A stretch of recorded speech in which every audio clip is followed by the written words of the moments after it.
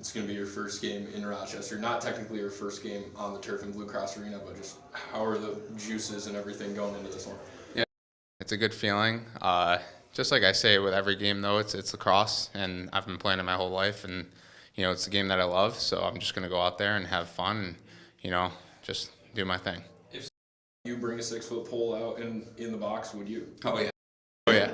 I think my powers are in the 6-foot pole for sure. But so, Jordan, just tell me a little bit about how that experience has been and what it's changed for you with your game. It's definitely easier to handle. I mean, in tight spaces and everything like that. But I mean, the transition's been fine. Like I said, I have this thing in my hand, all the time. So I just love the game, and I'm just practicing my craft and just getting better and better every practice. For you, don't have as much time in the Upstate Collegiate Box Lacrosse League, but you still get a little bit of tips and pointers and whatnot from guys like Dan Coates and Riley Reese. How is it now that they're your captains in the NLL? Yeah, them my captains and being my teammates and everything like that has helped me so much, and not just them. Like everybody on the team has helped me every single practice, every single game, every time we're on the floor.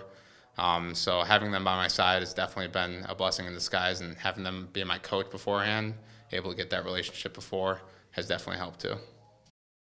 So you played a lot of lacrosse. You played high school, you played college, you played PLL, you played the Collegiate Box League. When you got your first shift last week, what surprised you about that first couple shifts in this league? Yeah, practice can't emulate anything in the game. The training that you do in the weight room, like sprints, anything like that. It's lacrosse, and things are going to happen, and it's not going to happen just like it did in film. So I think like being on the floor and having those first 2 shifts, and they didn't really go my way. They had a point on the board after that, and it kind of is like a mental reset after that. It's like, you belong here, you've been playing lacrosse like you said, and you just got to reset and be ready to go after it the next shift and the next shift and the next shift. Who was the most scored? What was going through your mind as you shot and then after you scored? I wasn't really thinking anything. I was looking at that spot the whole time after I picked off the ball. And it's kind of funny when I say it to my teammates and everything like that. Like, I was locked in on that spot, and I shot there, and luckily it went in.